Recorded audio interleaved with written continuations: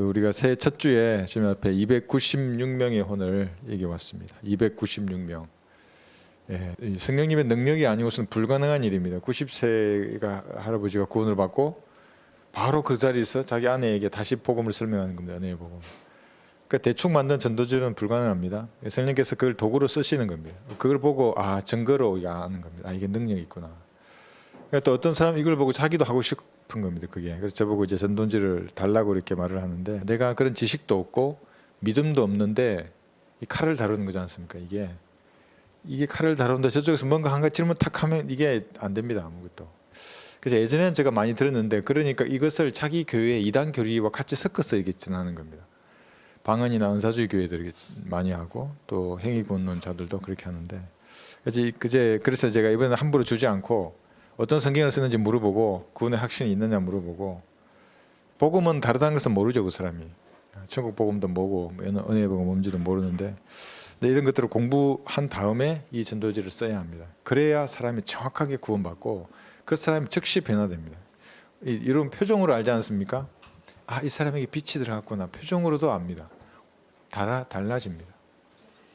그걸 만약에 판단할 수 없다 그러면 내가 뭔가 아직 이상한 게 있는 겁니다. 그러니까 비성경적인 교리의 잔재들이 남아있는 겁니다. 아니면 도덕적으로 불결한 죄들이, 자백하지 않은 죄들을 가지고 있는 겁니다. 그러면 구령하는데 상대를 모릅니다. 이거 상대를 모르는데 어떻게 찌릅니까? 저게 약점을 알고 말씀으로 이렇게 찌르는데, 그러니까 교리적인 이상한 비성경적인 부분도 내려놓고 내 양심 알려진 죄들도 다 자백하고 버리고, 그 다음에 이 순서 말씀을 내 안에 받아들일 때에 이 전도지가 빛을 발하는 겁니다. 이 그림들이. 근데 그렇지 않으면 마술사 시몬이 사도의 능력을 돈을 주고 사러 했지 않습니까? 돈을 주고 전도지를 사도 아무런 능력이 없습니다. 그래서 우선은 여러분들이 바른 성경을 가지고 말씀을 나누어서 공부해야 하는 겁니다. 그리고 이거 구분된 하나님의 이 경륜에 따라서 복음이 다르다는 걸 알아야 되는 겁니다. 그래야 은혜의 복음만을 전합니다. 잘 은혜의 복음 전하다가 천국 복음을 섞습니다. 행함이 없는 믿음은 죽은 믿음이라 이러면서. 그럼 뭡니까? 99% 깨끗한 물에 1% 오염된 기름이 들어져 있으면 사람이 마시면 어떻게 되겠습니까? 그 물. 사실 이것도 제가 여러분에게 죄송스러울 정도로 질긴 고기들이 많습니다. 수준을 너무 높게 정했습니다. 빨리 따라오시라고. 따라 안 오시면 재미없습니다. 자고 하면. 저는 저 100m 앞에 나가 있고 여러분 너무 뒤에 쳐져 계신 상황이 되기 때문에. 그런데도 우리가 많이 성장했습니다. 제가 6개월 만에 신학교에서 하는 그 1, 2년 차 정도의 질긴 고기들을 다 지금 이제 하고 있는데, 잠깐 이래서 복음이 다르다는 내용을 몇 가지 말씀으로 찾아보고 그 다음에 오늘 진도를 좀 나가겠습니다. 디모데후서 2장 15절에 보시면,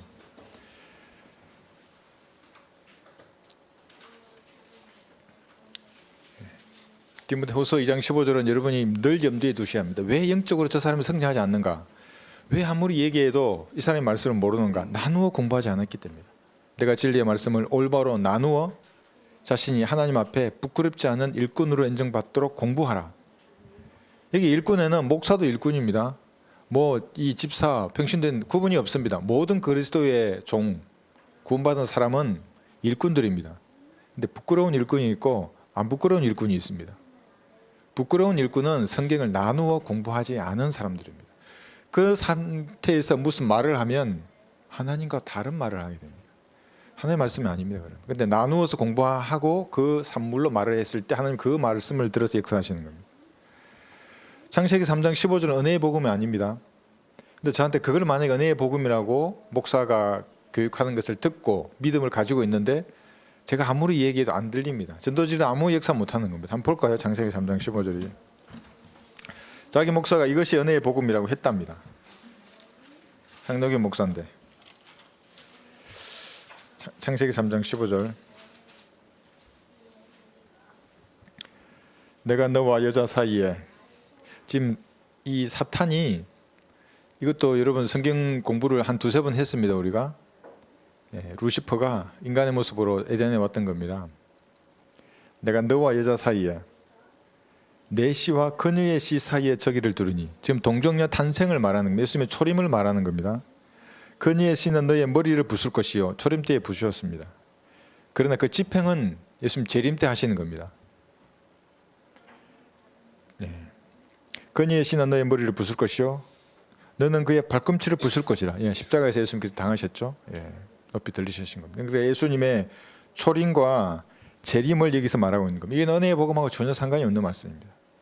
지금 예언을 말씀하고 있습니다. 여기 사천 후에 일어날 그 일들. 은혜의 복음은 그럼 어디서 나오는가? 사도행전 20장 24절입니다.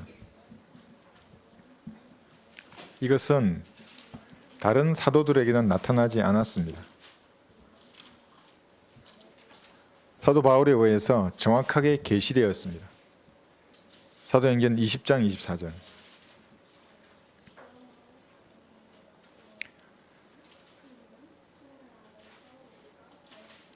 사도 바울은 이 은혜의 복음 외에 다른 복음은 전하지 않았습니다.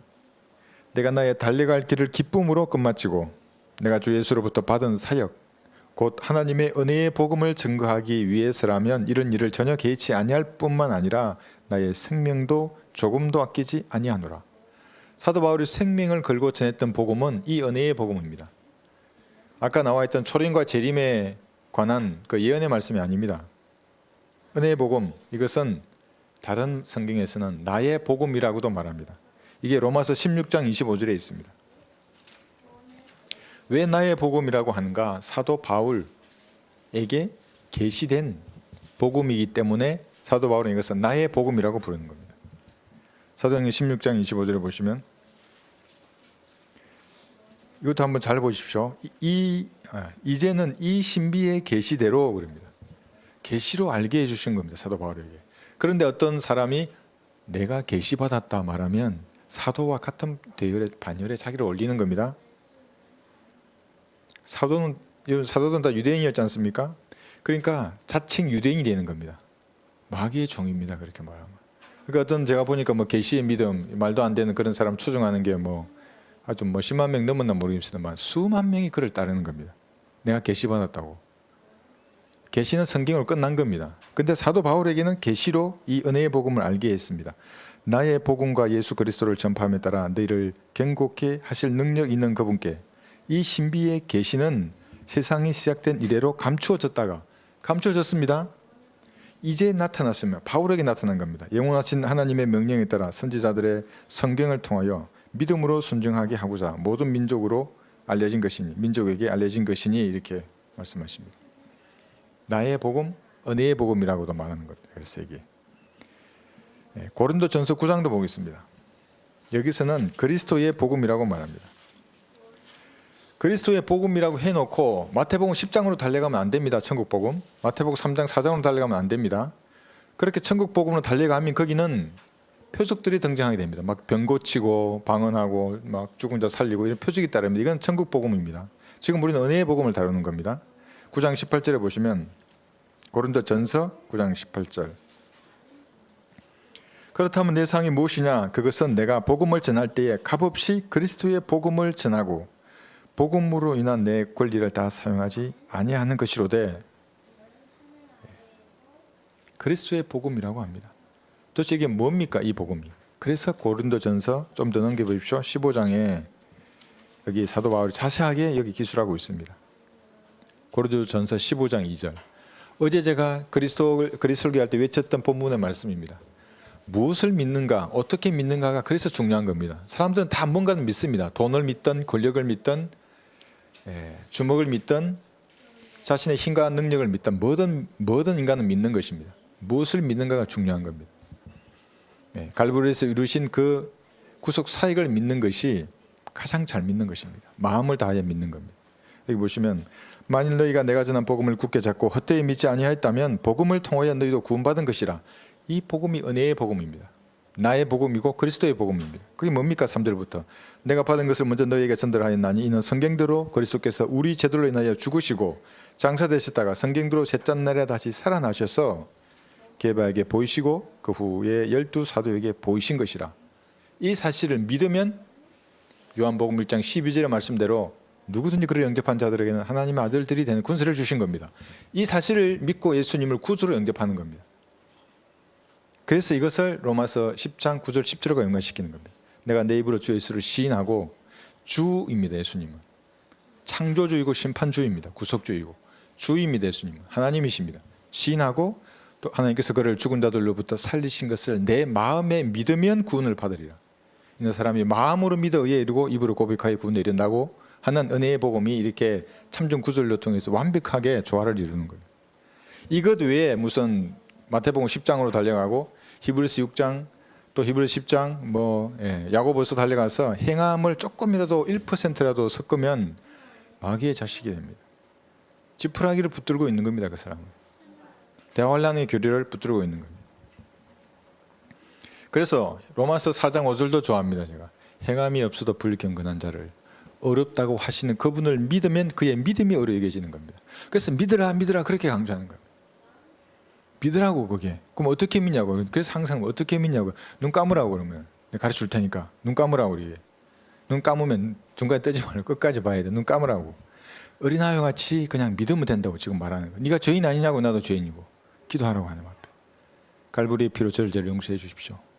저 같은 죄인을 위해서 십자가의 절거를 감당하신 주님께 감사드립니다. 복음의 내용을 들었다면 내가 감사합니다. 그 말에도 구원받을 수 있어요. 사람이. 인간은 참 고집쟁이에요. 그런데 어떤 안 하는 사람 보면 정말 아주 완고합니다. 그러나 이제 다른 복음도 있는 겁니다. 다른 복음 있는 것을 모르면 이제 갈라디아서 1장을 보겠습니다. 제가 어떤 목사의 설교를 들었는데 대단해요. 그 제도교회 목사. 갈라디아서 1장 6절에서 8절 보십시오. 이 구절을 가지고 다른 복음 없다는 겁니다. 다른 복음이. 다른 복음은 없다 이 구절을 가지고.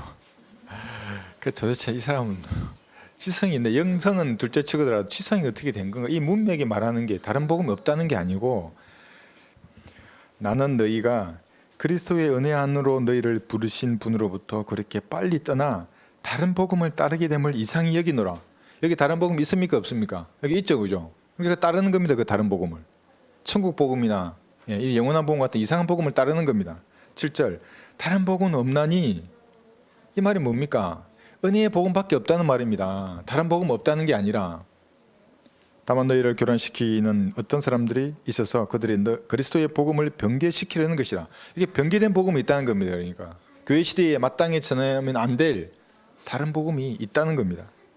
그러나 우리뿐만 아니라 하늘에서 온 천사라도 우리가 너에게 전한 것 외에 어떤 다른 복음을 전한다면 그는 저주를 받으리라. 다른 복음이 있다는 겁니까? 없다는 겁니까? 있다는 거지 않습니까? 여기에. 그거 전하면 저주를 받는다고 말하는 건데 그 목사라는 분이 나와가지고 다른 복음은 없어.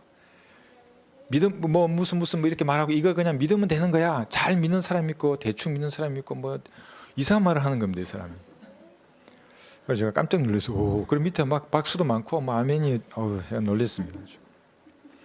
예수님은 사도 바울과 다른 복음을 전했습니다. 그래서 청년이 묻지 않습니까? 아유 선생님 영생을 얻으면 내가 어찌하면 됩니까? 그래 너 계명을 지켜라. 예수님은 계명을 지키라고 했습니다. 왜냐하면 그건 율법 아래에 있는 겁니다. 아직 십자가 이전이기 때문에. 그러나 그 이후에 예수님 부활하시면서까지도 천국 복음을 가르쳐 지키라고 말씀하십니다. 믿음으로 구원받는 복음 말하지 않습니다. 한번 볼까요? 마태복음 여기 28장에 보시면 이 땅에 초림하시는 동안에도 천국 복음을 전하셨고 부활하셔서 성천하시는 그 순간에도 예수님은 바울이 전한 은혜의 복음을 전하지 않습니다. 20절 마태복음 28장 20절에 보시면 그래서 예수님은 이 땅에 계실 때 뭐라고 했습니까? 너 천국에 가고 싶니? 이거 하늘나라 아닙니다. 여기 말하는 킹덤은 예수님이 통치하는 왕국에 가고 싶니? 그러면 너의 의가 서기관과 바리새인의 의보다 뛰어나야 돼. 이게 무슨 말입니까? 행위가 뛰어나야 돼 이 말입니다. 그리고 지금도 이 말을 잡아와서 교회 시대에도 야 봐 행함이 없는 믿음 죽은 믿음이야. 이 의가 뛰어나야 된다 그랬잖아. 이제 이렇게 해버리면 다른 복음에 다 쏘가 넘어가 버리는 겁니다. 여기 20절을 보시면 내가 너희에게 명령한 모든 것을 가르쳐 지키게 하라. 여기 예수님이 가르쳐 명령한 것이 무엇이었습니까? 전부 천국 복음입니다. 계명을 지키고 행하라는 거 있습니다. 그래서 안식교인 뭐 이상한 분이 이 구절을 가지고 제가 믿음으로 구원받는다 그러니까 예수님 믿음으로 구원받으라고 하지 않았지 않느냐. 세상 끝날까지 함께 한다 그러는데 이 복음을 전해야지 그러는 겁니다. 예수님 명령한 대로 계명을 지키라 이렇게. 사도행전 7장 이전까지는 그랬죠. 스데반의 죽음 이전까지는 그때까지는 아직까지 유대인을 다루는 경륜입니다. 천국이 그 땅에 임할 수 있었습니다. 예수님 재림하시려고 서 계시지 않습니까? 스데반의 죽음으로 이게 끝난 겁니다. 더 이상 이것이 바꿨습니다. 어떻게? 바울을 통해서 은혜의 복음이 계시된 겁니다. 이렇게 복음이 다르다는 것을 모르면 능력이 드러나지 않습니다. 그래서 예수님은 에베소서 2장 8, 9절에 나와 있는 선물이 있죠. 네가 믿음으로 말미암아 은혜로 구원을 받았으니 이것은 너희에게서 난 것이 아니요 하나님의 선물이라. 행위에서 난 것이 아니니 아무도 자랑하지 못하게 하려 하심이라고 한 이 말씀에 근처도 안 갑니다. 예수님은. 회개에 합당한 열매를 맺지 않으면 찍혀서 불에 던져버린다고 말씀하실 정도입니다. 네 죄지었냐 눈을 뽑아버린다고 할 정도로 행위를 강조하시는 겁니다. 왜냐하면 왕국에서 지켜야 할 건 행위, 헌법입니다. 이 왕국은 예수님이 왕이 되어서 통치하는 킹덤 오브 헤븐입니다. 이게. 그러니까 사람들이 예수님 죽여버리고 사도행전 7장에도 또 죽였습니다. 스테판을. 교회 시대 2000년을 지나서까지 연기된 겁니다. 이 왕국이. 재림하시면 이 땅이 이루어질 겁니다. 이것을 모르기 때문에 수많은 사람들 지금도 다 쏘고 다 그냥 보고 사복음서 보고 전부 교회 시대의 교리로 다 적용해 버리니까 은혜의 복음과 상관없는 사람이 되는 거예요. 그 사람들이 표적과 이적 기적 좋아하지 않습니까? 눈으로 보고 막 와 이렇게 다 이렇게 하는 겁니다. 유대인 14만 4천 명 대환란 때입니다. 유대인 남자 보진들입니다. 이게 유대인들입니다. 이 땅에서 천국 복음을 전할 때 다시 행해집니다. 표적과 이적과 기적들이. 그러니까 그걸 행한다는 것은 이단이 아닌데 교회 시대에 행한다니까 이단이 되는 겁니다. 대환란 때 될 것인데 그 사람들 중에 그걸 볼 사람도 있을 겁니다. 우리 휴거되고 나면 이 땅에 남아서 지금도 그럽니다. 보면 제가 어제 그 안식교회 있는 그걸 보니까 짐승이 등장했다고 이게 짐승이라면서 계시록 13장의 짐승 뭐 이러면서 아닙니다. 여러분 휴거되어야 이 땅에 등장하는 겁니다. 짐승. 물론 지금 살아있을 수 있습니다. 이 땅에 몇 살인지는 모르겠지만 그러니까 지금 짐승이 등장했고 뭐 지금 몇 번째 봉이 열렸다 그러면서 그거는 뭐 오미크론하고 뭐 어쩌다 이러면서 전부 이거 안식교인들입니다. 전부 다 속는 겁니다. 송경훈 목사하고 뭐 이상한 팁이 있던데 속는 것입니다. 여기 계시록 14장에 보시면 대환란 때에는 천국 복음뿐만 아니라 지금 송경훈 목사가 말하는 영원한 복음도 전파됩니다. 계시록 14장 6절 7절 보시면 이게 영원한 복음입니다. SOS TV 영원한 복음을 전합시다. 뭐 이러면 송경훈 목사 자유 지금부터 우리는 영원한 복음을 전해야 됩니다. 그럼 뭐냐면 지금부터 우리는 다 같이 저주받읍시다 이 말입니다. 바울이 다른 복음을 전하면 저주받는다고 했던 그 복음입니다. 6절 보시면 또 내가 다른 천사가 하늘 한가운데로 날아가는데 그가 땅에 사는 자들과 모든 민족과 족속과 언어와 백성에게 전할 영원한 복음을 가지고 이게 영원한 복음입니다. 뭡니까 그게? 큰 음성으로 말하기를 하나님을 두려워하며 그분께 영광을 돌리라. 이는 그분의 심판의 때가 이르렀습니다. 하늘과 땅과 바다와 물의 원천들을 지으신 그분께 경배드리라고 하더라. 왜 이런 복음을 천사가 전하겠습니까? 적그리스도의 동상이 다 쓰는 겁니다. 경배해야 됩니다. 근데 그거 하지 말고 하나님께만 경배하라는 겁니다. 이게 행위입니다. 이게 내가 아무리 믿음이 좋아도 먹고 살기 위해서 표받고 경배하면 끝납니다. 그 사람은 지옥에 가는 겁니다. 여러분 인공지능이 얼마나 발달한 줄 아십니까? 말하면 다 대화합니다. 우리 집에도 뭐 하나 있습니다. 시계가 있는데 뭐 지금 몇 시니 하면 뭐 말도 해주고 야 내일 몇 시 알람 울려라 하면 얘가 뭐 6시 알람 울린다고 그렇게 얘기하는 겁니다. 인공지능입니다. 그러니까 너 나에 대해서 얼마나 아니 이렇게 물었더만 내가 아는 것 이상으로 안답니다. 나에 대해서. 깜짝 놀랐습니다. 이게 뭐 이런 거 뭐라고? 이랬더만 이게 또 잠잠합니다. 이 인공지능입니다. 이게 적그리스도의 동상이 여기 만약 쓴다면 여러분 인공지능 상상을 초월합니다. 어떤 지능은 스스로 학습합니다. 이게 수많은 문장과 데이터를 얘가 스스로 처리해내면서 아주 빠르게 인간의 IQ를 뛰어넘는 겁니다. 그러니까 내가 아는 것보다 나를 더 잘 안다는 겁니다. 오 그랬다 내가 깜짝 놀랐는데. 그래서 이 동상이 다 쓸 것입니다. 대환란 때는 천국 복음도 전해지고 이 영원한 복음도 전해지는 겁니다. 그런데 교회 시대에는 오직 은혜의 복음만 전해지는 겁니다. 사도 바울은 분명히 못 박았습니다. 다른 복음을 전하면 내가 전한 것 외에 다른 복음을 누군가 전하면 그는 저주를 받는 겁니다. 마태복음에서 말씀하신 예수님이 더 높다고 예수님 직접 하신 말씀이라고 세간과 바리새인의 의보다 뛰어나야 된다고 내 행위가 그러면 저주받는 겁니다. 이걸 모르기 때문에 그 사람들은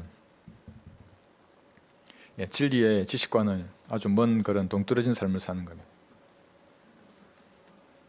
자, 오늘 한번 공부를 해보겠습니다. 오늘은 죄와 타락의 결과들을 하고 또 몇 가지 있습니다. 인간의 삼중성 또 이런 어떻게 하면 이 죄의 문제를 해결할 수 있는가 이런 것. 인간의 타락을 공부할 때 제일 중요한 것이 하나님은 삼위일체의 하나님이십니다. 성부, 성자, 성령의 하나님. 인간도 세 부분으로 된 존재입니다. 영, 혼, 몸. 그럼 타락은 뭔가? 영이 죽은 사람의 상태를 타락한 사람이라고 말하는 겁니다. 타락했습니다. 교리적으로 볼 때 말하는 겁니다. 타락한 사람입니다. 죽은 영을 가진 채로 사람들은 그래서 태어나기 때문에 사실은 다 타락한 채로 태어나는 겁니다. 그러면 성악설이 맞는 겁니다. 사람 원래 악한 겁니다. 하나님의 형상을 잃어버리고 아담의 형상으로 태어나는 겁니다. 태어날 때부터. 예. 자연인들의 생각은 이런 겁니다. 술 조증뱅이는 타락했고, 노숙자들은 타락했고, 국회의원은 출세했다. 타락하지 않았다 생각하는 겁니다. 장관도 출세했다. 대통령도 출세했다. 뭐 이렇게 보는 겁니다. 하나님 말씀은 다 타락한 인간들입니다. 영이 살아나지 않은 사람은 모두 타락해 있는 상태입니다. 그 사람은 창녀나 도둑이나 사기꾼은 타락했고, 목사나 신부나 중은 거룩하다고 생각합니다. 아닙니다. 다 타락한 채 태어나는 겁니다. 근데 복음을 듣고 영이 거듭나야 교리적으로 타락한 상태에서 벗어나게 되는 겁니다. 난 죄를 안 지었다고 말하는 사람이 간혹 있지 않습니까? 네, 그럴 수도 있습니다. 그런데 영이 죽어 있기 때문에 하나님 보시기에는 타락한 존재입니다. 죽은 사람입니다. 죄가 하나도 없다고 하더라도, 물론 그 말은 거짓말쟁이입니다. 왜냐하면 하나님이 이미 죄인이라고 막 선고를 했지 않습니까? 모든 사람이 죄인이라고. 그런데 나는 죄가 없어 그러면 둘 중에 한 명이 거짓말쟁이입니다. 하나님이 거짓말쟁이일 리가 없죠, 그죠? 예. 이익이 경건이라고 생각합니다. 그러니까 돈이 많으면 예수님처럼 경건하다고 생각하는 겁니다. 돈과 이런 거룩함이 비례한다 이렇게 생각합니다. 돈이 부족하면 넌 경건하지 않구나. 그거 아닙니다. 전혀 상관없습니다. 그거하고는. 그래서 모든 사람은 아담의 모습대로, 형상대로 타락한 채로 태어나는 겁니다. 이게 교리적인 타락입니다. 자, 그런데 이 교리적인 타락을 우리가 다 구원받았지 않습니까? 여러분은 교리적으로는 이제 타락할 수 없습니다. 다시 영이 살아나는데 어느 날 영이 죽지 않습니다. 그런데 영적으로는 얼마든지 타락할 수 있습니다. 그건 어떻게 하면 되는가? 세상으로 가버리면 됩니다. 기도와 말씀 이제 멀어지고 찬양도 하지 않고 세상으로 가면 내가 교리적으로는 타락하지 않았지만, 영은 살아있지만 영적으로 볼 때 하나님 보시기에는 타락한 인간이 되는 겁니다. 그러면 병들거나 약하거나 빨리 데려가십니다. 그리스도인이라면. 왜냐하면 하나님께서는 모든 사람이 죄를 지었기 때문에 하나님의 영광에 이르지 못한다고 이렇게 말씀하지 않습니까? 그래서 구원받지 못한 죄인은 교리적으로 볼 땐 다 타락해 있는 상태이고, 그리스도인이 이제 구원받았다면 주님과의 온전한 교제 가운데에서 살아야 타락한 본성으로 돌아가지 않는 겁니다. 그래서 교리적으로 우리가 타락할 수 없다는 것을, 그러나 영적으로는 언제든지 타락할 수 있다는 것을 유념을 이제 해야 합니다.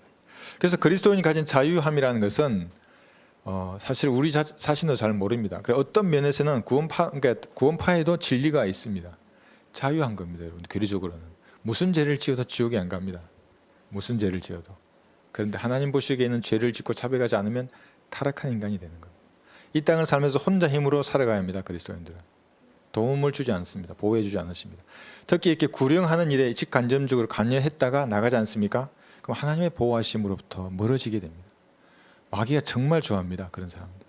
그래서 여러분 기도해 줘야 합니다. 그런 사람이 있다면 기도해 줘야 되고, 여러분도 그렇게 되지 아니하도록 버림을 받지 않도록 기도해야 합니다. 인간의 삼중성, 데살로니가전서 5장 보시면 여기에 대해서는 할 말이 많은 사람들이 많이 있을 겁니다. 데살로니가전서 5장 23절.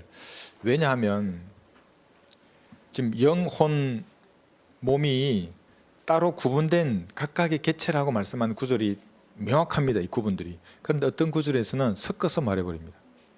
그러니까 사람들이 야 이거 다 섞여 있는 거 이렇게 생각합니다. 그렇게 하시면 안 됩니다. 그러니까 명확하게 구분된 구절을 가지고 정확한 교리를 잡는 겁니다. 섞어서 말할 때에는 이유가 있을 겁니다. 거기에. 그러니까 영의 의미가, 우리가 사람을 흙으로 만드시고 하나님의 호흡을 불어넣을 때 영의 의미가 아니고 다른 의미로 영을 쓸 때가 있습니다. 잠깐 오늘 찾아볼 것입니다. 여기 23절에 보시면 화평의 하나님께서 하나님 바로 그분께서 너희를 온전히 거룩하게 하시고 너희의 온 영과 혼과 몸이 우리 주 예수 그리스도께서 오실 때까지 책망할 것이 없게 보존되기를 하나님께 기도하노라. 영혼, 몸 명확하게 구분되는 겁니다. 근데 구분되지 않는 구절들도 많이 있습니다. 고린도전서 5장 5절을 보시면 여기에서 등장하는 영이라는 것은 호흡이 아니고 휴거되어서 우리가 그리스도의 심판석 앞에 섰을 때에 그리스도인의 간증과 삶을 말할 때가 있습니다. 그러니까 여러분이 받을 유업을 영으로 표현할 때가 있습니다. 왜냐하면 그건 보이지 않는 것이기 때문에. 그러니까 보이지 않는다는 의미에서 영이라는 단어를 쓸 때가 있고 하나님의 호흡이라고 하는 뜻에서 영이라는 단어를 쓸 때가 있습니다. 여기 보시면 그러한 자를 사탄에게 넘겨주어 그의 육신을 멸망케 하여도, 그러니까 몸이 죽어도 이 말입니다. 그러니까 타락한 그리스도인 구원받았는데 세상으로 가버렸어요. 그 사람이 빨리 죽으면 사람이 보는 관점에서는 안타깝지만 영혼의 관점에서는 그 사람의 유업을 잃어버리지 않는 겁니다. 그 영은 그러죠. 이 영은 하나님의 호흡이 아니라 그리스도의 간증입니다. 유업이고 멸류관입니다. 주 예수의 날에 이게 휴거입니다. 그리스도의 심판석을 말하는 겁니다. 구원받게 하려 함이라. 차라리 그래서 내가 열심히 주님을 섬기다가 세상으로 가서 죄인처럼 살 것이 아니라 빨리 하나님 앞으로 가버리면 내 간증은 잃지 않는 겁니다. 유업은 받는 겁니다. 주 예수의 날에 그 영은 구원받게 한다는 겁니다. 아시겠죠? 예, 이것을 사람들이 이해 못하기 때문에 영은 뭐 영혼 몸이 아니야. 영혼 몸이거나 구분이 모호해. 다양하게 해석을 합니다. 사람들은. 그래서 성경은 명확합니다. 이렇게 정확하게 구분이 되는 겁니다. 히브리서 4장 12절도 한번 보겠습니다. 하나님의 말씀은 살아있고 능력이 있어 양날에 있는 어떤 칼보다 예리하여 혼과 영 그리고 관줄과 골수를 찔러 가르고 마음의 생각들과 의도들을 판별하느니라 그랬죠. 이 혼과 영을 그리는 겁니다. 그러니까 사람이 구원받을 때 몸과 혼이 분리되는 것은 골로새서 2장 11절 말씀하고 영적 수술과 연관되기 때문에 이것은 명확한 교리입니다. 혼과 영도 영이 살아날 때 분리될 수 있다고 유추해 볼 수 있습니다. 이것은. 네, 그렇죠. 근데 중요한 우리가 영적인 교훈은 뭐냐면 교리도 됩니다. 혼과 몸이 분리되는 겁니다. 관절과 골수, 혼과 몸이 분리되어서 각기 다른 개체가 되는 겁니다. 이 상태가 아담이 타락하기 이전의 그 상태입니다. 영도 살아있고 그 다음에 혼도 별도로 몸도 별도입니다. 그래서 몸이 죄가 짓더라도 혼에게는 영향을 미치지 못하는 겁니다. 여러분도 마찬가지고 우리가 구령할 때도 마찬가지입니다. 이렇게 사람이 되게 만드는 겁니다. 성령께서 여러분을 도구로 쓰셔서 수술을 집도하시는 겁니다. 그러니까 여러분 많이 아셔야 되는 겁니다. 뭔가 한 가지 질문 탁 해버리면 그대로 막혀버립니다. 교리를 공부하고 기도하고 그런 예화를 가지고 나가는 겁니다. 책을 읽고. 이렇게만 목사님의 간증집 제가 읽어보라고 했죠. 그거 구령할 때 쓰는 다양한 예화들이 있습니다. 그걸 여러분 읽다 보면 나중에 생각납니다. 현장에서. 다른 사람의 간증을 들을 때 배우는 겁니다. 거기서. 그게 생각납니다. 내 삶의 현장에서. 그러면 전투 스킬이 또 하나 생기는 겁니다. 여러분에게. 그래서 혼과 몸이 분리됐다고 하고 하는 이것은 남편이 살아있을 때는 이 남편의 법에 매이는 겁니다. 이 몸의 법에. 그런데 분리돼 버렸습니다. 그럼 더 이상 매이지 않는 겁니다. 그래서 이 혼은 예수님과 결혼했다고 우리가 했습니다. 그래서 만약에 이 혼이 다시 이 옛 남편이 몸의 소욕에 따라 살면 하나님이 경건한 질투를 느끼는 겁니다. 그래서 약하거나 병들거나 먼저 데려가는 겁니다. 그러기 전에 자백하는 겁니다. 만약 그렇게 죄와 연루가 되었다면. 그러면 주님과 온전한 교제 가운데 살 수가 있습니다. 상호 교환되어 써 있는데 창세기 19장 20절을 보시면 구약의 성도는 단 한 사람도 그런 영적인 수술이 없었습니다. 혼과 몸이 붙어 있는 상태였습니다. 그래서 여기 보시면 창세기 19장 20절에서 몸과 혼을 같은 단어로 쓰는 겁니다. 구약에는 붙어 있기 때문에. 창세기 19장 20절. 보소서 이제 이 성읍은 도주하기 가깝고 작은 성읍이니 오나로 그곳에 도피하게 하소서. 이는 작은 성읍이 아니니까 그러면 내 혼이 살리이다. 혼은 당연히 살죠. 혼은 물질이 아니기 때문에 어디에서나 영원히 삽니다. 지옥에서도 영원히 삽니다. 하늘나라에서도 영원히 살고 혼과 몸이 붙어있기 때문에 몸이 산다는 것을 혼이 산다고 구약에는 표현합니다. 그러나 신약에 구원받은 성도는 골로새서 2장 11절 이거 여러분 이제 많이 찾으셔서 이제 다 기억하실 겁니다. 다시 보겠습니다.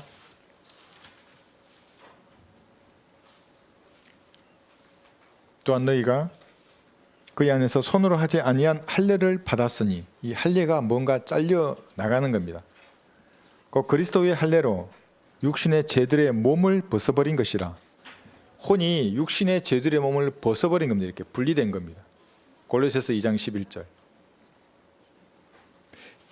네.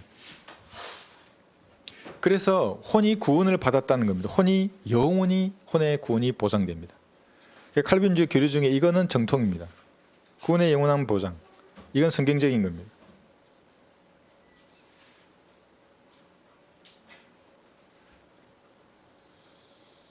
그래서 그러한 용리에 대해서 우리가 살펴봤고요. 사람의 영에 대해서 한번 살펴보면, 사람의 영, 하나님을 인식하는 유일한 기관이 영입니다. 사실은. 그래서 영이 죽어 있으면 하나님을 모릅니다. 하나님을 모르면서 이제 여러 가지 종교적인 어떤 의식이나 종교적인 교리나 뭐 이런 거를 통해서 하나님을 알려고 접근하는 겁니다. 하나님을 알 수가 없습니다. 그러니까 여러분, 구원받았다고 교회를 오래 다닌 사람이라고 믿어줄 것이 없습니다. 가만히 보면 거듭나지 않은 사람입니다. 그러면 하나님을 전혀 모릅니다. 아무리 진리 의식을 말해도 침투가 안 됩니다. 그 사람들에게는. 하나님과 교제도 못합니다. 그럼 보십시오. 거기 가톨릭 아주 웅장하지 않습니까? 그 예배 분위기 자체가 뭐 거룩한 것 같고, 성당에서 뭔가 뭐 그런 거 느끼지 않습니까? 인간의 방법으로 그게 하나님께 접근하는 겁니다. 반드시 영이 거듭나서 그 영으로 하여금 하나님을 인식하게 해야 합니다. 그렇지 않으면 하나님은 이쪽으로 가시는데 얘는 일로 가는 겁니다. 그 일방통행하는 겁니다. 서로 아무런 교제가 되지 않는 겁니다. 창세기 2장 7절에 보시면,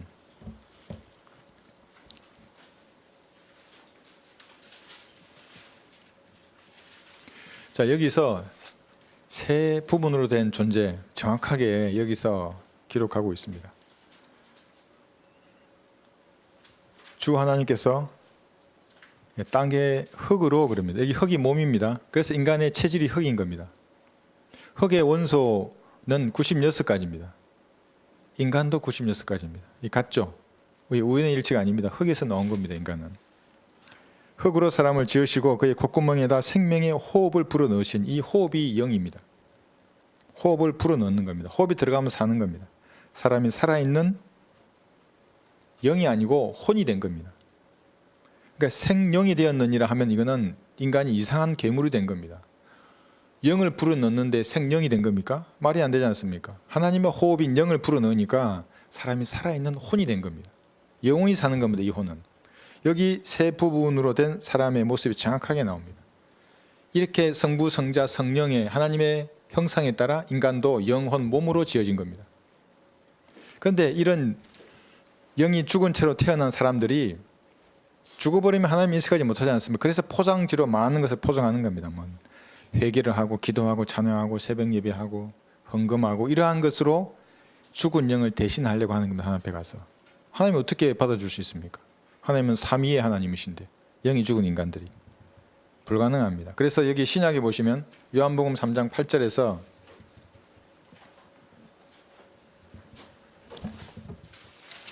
성령님을 바람에 비유하십니다.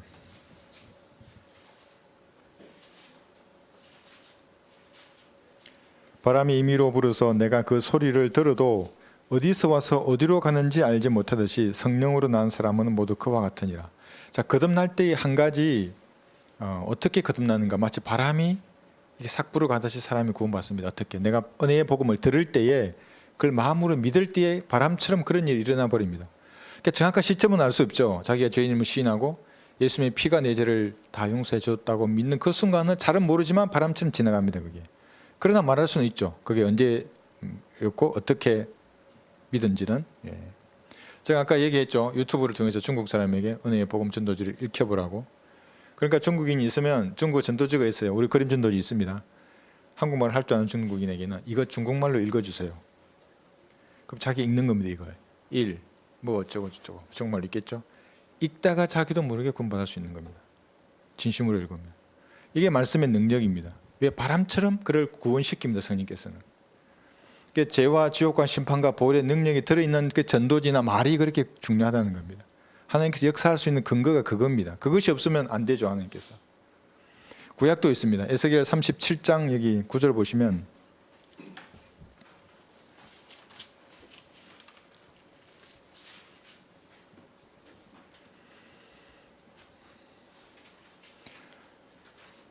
하나님께서 에스겔에게 명령하시는 겁니다. 바람에게 말하라고, 숨을 넣으라고 하는 겁니다.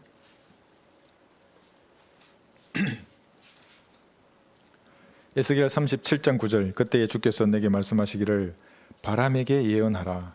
인자야, 예언하여 바람에게 말하라.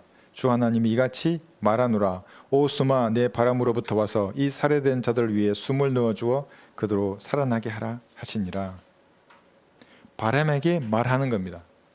그러면 숨이 들어가면 살아나는 겁니다. 그래서 여러분에게도 말합니다. 누구누구 형제야, 말하라고. 은혜의 복음을 말 안 하고 당신의 죄는 예수님의 피로 모두 용서되었습니다. 한마디만 해보라고, 무슨 일이 일어나는지. 안 되면 전도주라고 주라고 말하는 겁니다. 그러면 바람처럼 역사합니다. 성령께서는. 그러니까 내 힘으로 그를 거듭나게 할 수 없는 겁니다. 성령께서 그에게 바람처럼 역사하실 수 있도록 여러분이 도구로 쓰임 받아야 합니다. 그러려면 말해야 합니다. 부끄러워하지 말고, 이 사람하고 어떻게 될까, 관계가 멀어질까 두려우시면 기도하면 하나님 또 지혜를 주십니다. 그 지혜대로 말하는 겁니다. 하나님은 영이십니다. 그래서 거듭난 영은 하나님을 가장 많이 닮은 겁니다. 거듭나지 않은 사람도 죽은 영을 가지고 있죠. 그 죽은 영도 하나님을 사실은 많이 닮은 겁니다. 혼이나 몸보다도. 그러니까 영에게 역사할 수 있는 것은 말씀밖에 없기 때문에 은혜의 복음을 우리가 말하는 겁니다. 전도지를 주고 뭔가를 이 사람이 눈으로 보고 그림을 보면서 뭔가 생각하게 하는 겁니다. 그때 역사가 일어납니다. 자, 로마서 8장에 보시면 영이 거듭나면 우리가 구원을 확신을 가졌다 그러니까 제가 여러분을 세뇌시켜서 그런 확신을 가지는 줄 아는 겁니다. 저로부터 멀어지면 구원이 확신도 없어질 거라 이렇게 생각하고 있습니다. 그게 아닙니다. 로마서 8장 여기 15절에 보시면 증거하고 부르짖습니다. 8장 15절, 너희는 다시 두려워하는 종의 영을 받지 아니하였고 양자 되는 영을 받았으므로, 이게 성령 하나님을 여러분 받으신 겁니다. 예수 영접할 때 그에 따라 우리가 아바 아버지라 부르짖습니다. 구원의 확신이 없는 사람은 이거 전부 가짜입니다. 못 부르짖습니다. 부르짖는 겁니다. 16절에 보시면 성령이 친히 우리의 영과 함께 우리가 하나님의 자녀임을 증거하시는 겁니다. 우리가 아바 아버지라 부르짖고 우리라는 이런 증거가 있는 겁니다. 이 구원의 확신을 가지는 겁니다. 그러니까 마귀가 생각을 심어넣어줄 때 말씀으로 탁 물리치면 그 생각이 또 싹 사라져 버립니다. 한번 해보시면 됩니다. 제 얘기도 공격합니다. 마귀가 아주 별의별 생각을 다 심어줍니다. 그거 뭐 단칼에 베죠. 이렇게 탁 베고 생각이 싹 쌀떡 잘라져 버립니다. 구원의 확신은 이런 부르짖음과 증거가 있기 때문에 우리가 반석 위에 서 있다 이렇게 말하는 겁니다. 그 확신은. 그런데 갈보리에서 우리에게 증가된 그 의가 아니면, 그러니까 예수님을 내 구주로 믿어서 가진 의가 아니면 다 가라앉는 모래입니다. 그것은 인종이나 무슨 학력이나 남녀노소, 돈, 권력 다 가라앉는 모래입니다. 예수님 구주를 영접했을 때 얻는 그 확신만이 반석인 겁니다. 여러분, 그 5개의 상흔이 부르짖는 겁니다. 지난번에 한번 간증했었죠. 은사주의 교회 목사님이 이거 내가 밑에 글 써놓은 거 보고 자기도 구원받고 싶다고 해가지고 이렇게 댓글로 이렇게 해서 5개의 상흔이 부르짖는 겁니다. 그죠? 양쪽에 2개, 발에 2개, 심장에 예수님이 가졌던 그 상흔이 그를 용서하소서 하고 부르짖는 겁니다. 여러분을 용서하소서 하고. 그렇게 구원을 받은 사람들입니다. 그런데 우리가 영에 대해서 알아야 될 것은 전도서 3장에 보시면 짐승의 영이 있습니다.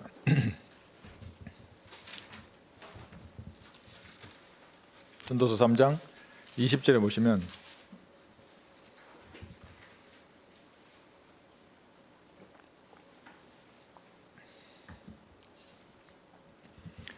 (20절) 21절에 보시면 한번 잘 보십시오.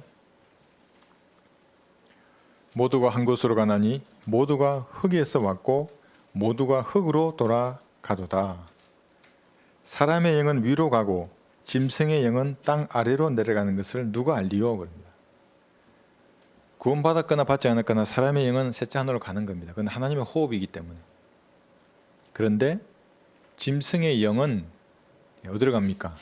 어떤 사람은 또 땅 아래 어디에 모여 있다고도 말하는데, 르카와 목사님은 저도 그렇게 생각합니다만 짐승의 영은 흙으로 갑니다.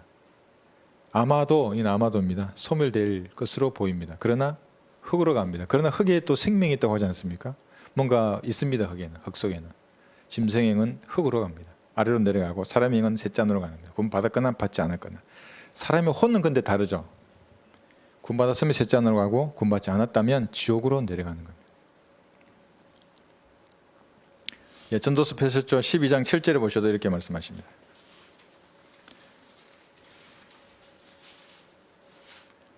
그때의 흙은 예전에 있던 대로 땅으로 돌아가고 영은 그것을 주셨던 하나님께로 돌아가리라. 혼은 어디로 갑니까? 구원 받았으면 셋째 하늘로 가는 겁니다. 받지 않으면 지옥으로 가는 겁니다. 셋째 하늘로 간다는 것을 어떻게 할 수 있는가? 여기 고린도후서 5장 1절에 있습니다. 구원받은 그리스도인의 이 육신의 장막이 무너지면 하늘들에 있는 영원한 집으로 가는 겁니다. 고린도후서 5장 1절.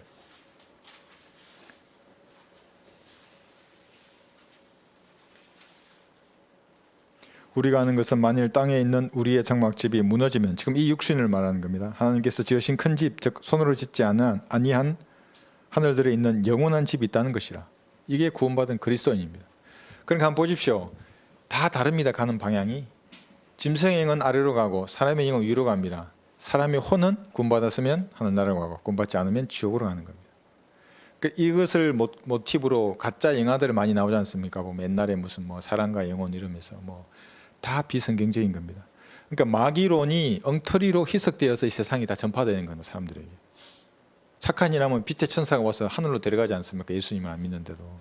그런 것을 은연중에 사람들에게 심어주는 겁니다.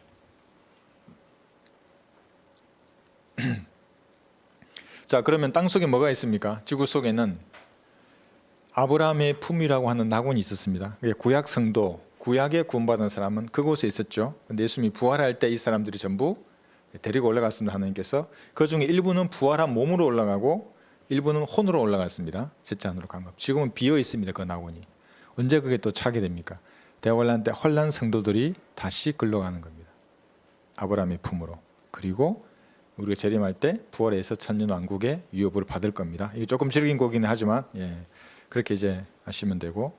자, 사람의 혼은 그럼 무엇인가? 계시록 6장 보겠습니다. 계시록 6장에 보시면 혼이 큰 소리로 외칩니다. 그러니까 혼이 뭐 심장에 있거나 머리 뇌에 있거나 그런 게 아닙니다. 뭔가 똑같은 모습을 하고 있습니다. 현재의 뭔가. 계시록 6장 9절에서 10절을 보시면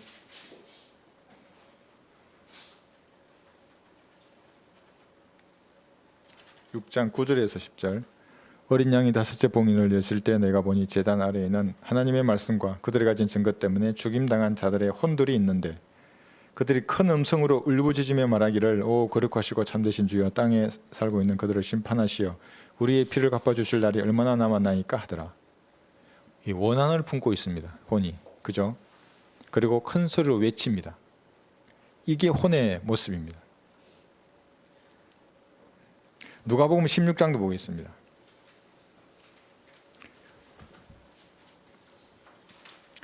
부자가 외치죠. 안식교인들은 이 구슬을 비유라고 하면서 지옥의 실체를 가려버립니다. 누가복음 여기 16장 23절을 볼 텐데요. 그러니까 여기 19절부터는 단락이 바뀌는 겁니다. 18절까지는 종교 지도자의 약점을 얘기하고 그 전에는 불의한 청지기에 대한 비유로 여러 가지를 말씀하십니다. 그런데 19절에부터는 이제 나사로와 부자의 실제적인 상황을 가지고 예수님 말씀하시는 건 이 비유가 아닙니다. 23절 그러다가 그 거지가 죽었는데 천사들이 그를 아브라함의 품으로 옮겼고 그 부자도 죽어서 장사되었더라. 부자가 지옥에서 고통받는 중에 눈을 들어 저 멀리 아브라함을 보았더니 나사로가 그의 품에 있는지라 소리질러 말하기를 아버지 아브라함이여 저를 불쌍히 여기셔서 나사로를 보내시어 그가 자기 손가락 끝에 물을 적셔 내 혀를 식히게 하소서 내가 이 고통 불꽃 가운데서 고통을 받고 있나이다. 그러니까 혼이란 것은 다 있습니다. 소리도 치고 혀도 가지고 있습니다. 목마름을 느끼고 뭔가 쳐다보고 부러워도 하면서도 비교도 하는 겁니다. 똑같습니다. 그러니까 지성을 가진 그 사람의 실제 모습이 혼인 겁니다. 27절 보시면 그가 말하기를 그러면 아버지여 내가 당신께 간구하오니 당신께서 나사로를 내 아비 집에 보내어 주소서. 이게 무슨 말입니까? 연민의 정을 가지고 있는 겁니다. 가족을 기억하는 겁니다. 혼인데도. 그래서 지옥에서 불타고 있는 겁니다. 내 가족만 여기 안 들어와야 되겠다. 사랑의 마음을 가지고 있습니다. 가족에 대한. 그리고 간청하는 겁니다. 간구합니다. 살았을 때 간구하면 될 것을 갈보리 앞에 1분만 무릎 꿇고 간구하면 구원받습니다. 누구든지. 이 고통의 장소에 안 가는 겁니다. 근데 부산은 안 하다가 지옥에서 고통당하고 있는 겁니다. 지금. 이게 혼의 모습입니다. 30절. 반론합니다. 그가 말하기를 아니옵니다. 아버지 아브라함이여 만일 누군가가 죽은 자들로부터 그들에게 가면 그들이 회개하리이다 라고 하니 라고 반론하는 겁니다. 아니야. 선지자들의 말을 믿지 않으면 누가 죽어서 살아가도 믿지 않아. 아니야. 성경들을 믿는 사람들이 구령하러 거리에서 외치잖아. 전도지를 주잖아. 그거 안 믿으면 누가 살아와서 말해도 믿지 않는 겁니다. 그러니까 혼은 이렇게 반론도 하는 겁니다. 백부자 심판에서 이 벌레와 같은 모습으로 사람들 다 튀어나온 다음에 반론할 겁니다. 하나님 앞에. 아니옵니다. 이러면서. 저 사람은 내가 보기에 나보다 못하는데 나보다 거룩하지도 않고 경건하지도 않은데 왜 저 자리에 있어야 되고 저는 왜 또 불못에 또 던져져야 됩니까? 이제 지옥에서 1000년 동안 불타다가 나왔는데 수많은 사람들이 하나님 앞에 백보자 심판에서 이렇게 반론을 할 것입니다. 혼들이. 그래서 여러분 지옥의 모습이라는 것은 고통만 있는 것이 아닙니다. 제일 무서운 게 사실은 절망이라는 겁니다. 지옥에 탁 들어가서 이제 불을 타기 시작하면 고통도 있고 두려움과 공포가 엄습하는 겁니다. 도대체 언제까지 불에 타야 되지? 언제까지 불에 타야 되는 겁니까? 그것을 아는 순간에 얼마나 괴롭겠습니까? 그래서 슬피 울며 이를 가는 겁니다. 하나님께. 갈 수밖에 없습니다. 뭐 몇 년 있다 나오는 게 아니기 때문에 10년, 20년, 1000년, 만년 있어야 되기 때문에 영원토록 불에 타야 되기 때문에 하나님을 저주하는 겁니다. 결국에는 전부. 혼은 개인의 자아입니다. 그래서 심리학에서는 에고라고 합니다. 여러분의 실체는 혼입니다. 구약에서는 아까 말씀드린 대로 혼과 몸이 붙어 있기 때문에 몸을 표현할 때 혼으로 많이 이렇게 빗대어 쓰고 또 혼을 몸처럼 말할 때도 있습니다. 그래서 굶주린 혼. 혼이 왜 굶주리겠습니까? 근데 굶주린 혼이라고 합니다. 이게 붙어 있기 때문에. 지친 혼, 목마른 혼, 슬픈 혼, 사랑하는 혼이라고 말하는 겁니다. 물론 우리 자신이 우리 몸이 그렇기 때문에 혼이 그렇게 느낄 수도 있습니다. 근데 사실은 몸이 배고픈 거죠. 예. 시편 42편 1편 한번 보겠습니다. 1절 42편 1절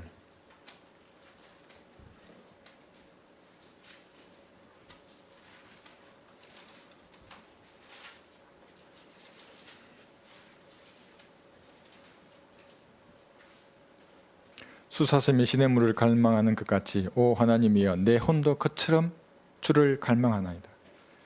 몸이 느끼는 갈증을 혼도 느낀다고 빗대어서 말하는 겁니다. 이 갈망하는 것이 여러분의 삶에서 지속되어야 하는 겁니다. 매일 매 시간. 기쁘든지 편하든지 즐겁든지 하나님을 갈망하는 수사스미 시냇물을 찾는 것처럼 그 마음으로 하나님과의 교제에 막힘이 없어야 하는 겁니다. 제가 지금도 생각납니다. 부대에 근무할 때에 막 훈련하고 이러다 보면 영적으로 침체된다는 것을 탁 느끼지 않습니까? 그럼 길을 걸어가면서 주님 어떻게 해야 됩니까? 그럼 찬양 그때 이게 찬양을 탁 듣는 겁니다. 우리 오늘도 녹음한 찬양 들었죠? 그 찬양을 들으면 즉시 성령이 충만해지는 거예요. 구원의 기쁨이 확 올라옵니다. 그러면 두리번거리면 구령할 사람이 보입니다. 그걸 발걸음 인도하셔서 사람의 혼을 구원하는 겁니다. 이렇게 갈망해야 합니다. 그런데 보이지가 않아 하나님이. 그럼 뭔가 문제가 있는 거예요. 자신을 성찰해야 합니다. 그러면. 아무리 갈망해도 시냇물이 안 보여요. 어떻게 되는 겁니까? 여러분 골방에서 다시 찾아야 합니다. 자, 사람의 몸은 여러분 다 알고 있습니다. 다 알고 있습니다. 한 영이 되면 이제 그전에 없었던 새로운 욕구가 생기는 겁니다. 경배하고 기도하고 찬양하려고 하는 겁니다. 아기가 엄마를 찾듯이 하나님을 찾는 겁니다. 수사섬 시냇물을 찾듯이 하나님을 찾게 되어 있습니다. 영이 거듭나면 그렇고 혼은 자신을 아는 겁니다.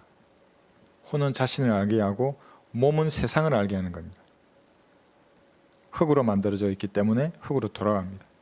그래서 몸은 오감을 가지고 있는 겁니다. 눈, 코, 귀, 입 여기다가 피부로 느끼는 것까지 오감인 겁니다.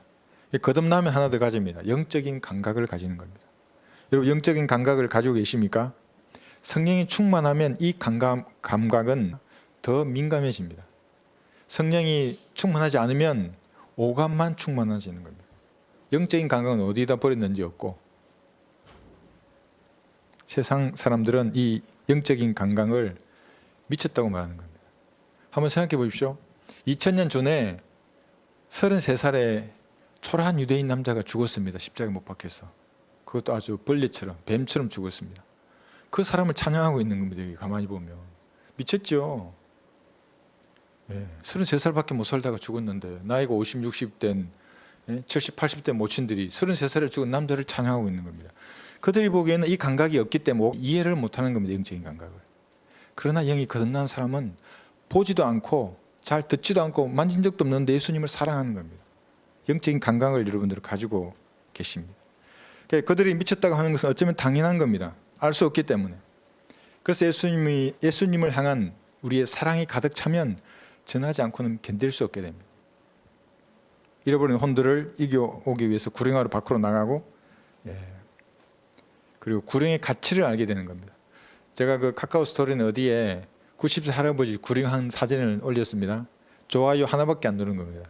모릅니다, 그 의미를. 유튜브에 나오면 우리 성도들 많이 이렇게 누르셔가지고 좋아요를 많이 눌렀는데, 카카오 스토리는 그 안 믿는 분들이 많기 때문에 제도화된 교회 한 명만 기도하고 90세에 이렇게 복음을 전했습니다. 무슨 뜻인지를 모릅니다. 그게 감각이 없는 겁니다. 구원받지 않았기 때문에 의미를 모릅니다. 그래서 그렇게 구령하려고 그러면 기도와 말씀, 찬양 가운데 거해야 합니다.